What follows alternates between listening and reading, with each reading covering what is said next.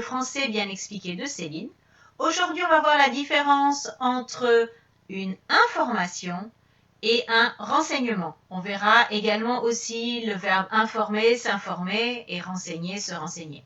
On y va maintenant.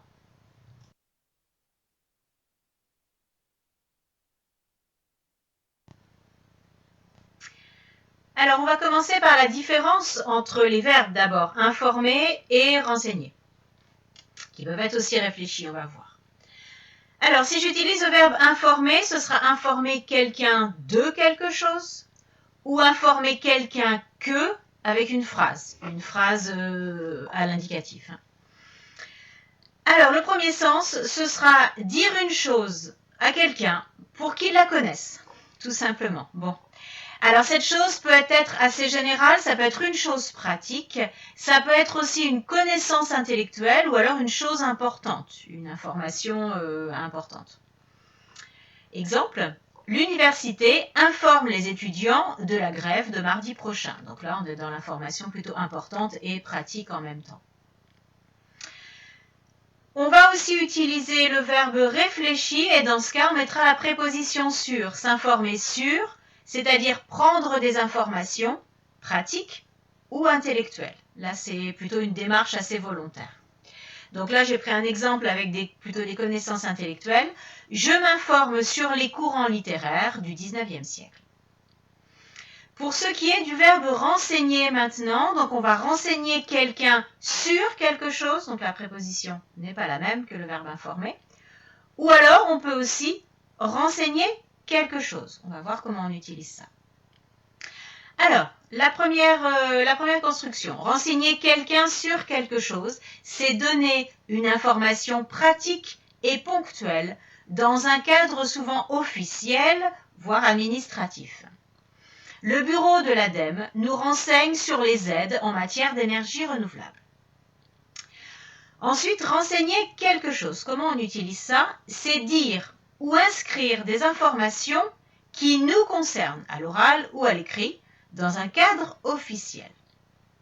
Sur le formulaire, veuillez renseigner vos noms, prénoms et dates de naissance. Donc voilà, l'exemple vous parle peut-être un petit peu plus que la définition, mais en fait, c'est fournir des informations pour un objectif pratique, administratif, bien précis.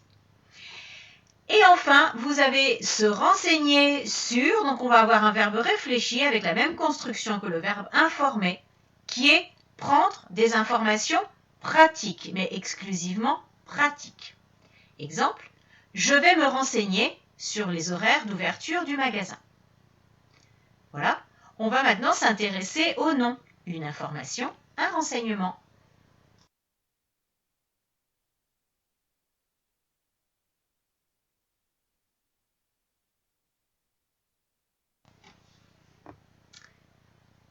Alors allons-y maintenant pour la différence entre les noms, une information, un renseignement.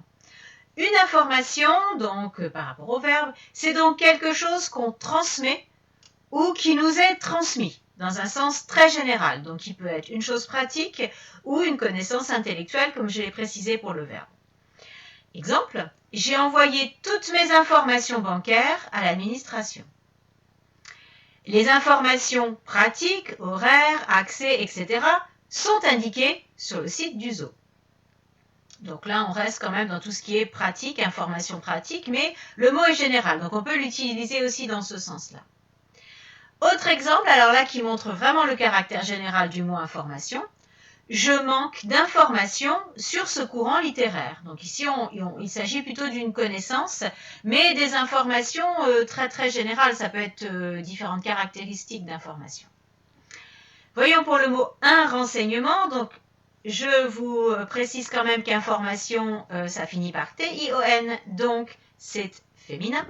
Et un renseignement, ça finit par M-E-N-T, donc c'est masculin. Ça, c'est une règle générale. Il n'y en a pas beaucoup, mais ici, on tombe bien dans les règles générales du sion féminin, du ment masculin. Donc, un renseignement, information transmise ou recherchée, ponctuelle et pratique. Donc, comme le verbe, cette caractéristique ponctuelle et pratique. Exemple, vous arrivez au bureau d'accueil d'une administration. Bonjour, c'est pour un renseignement.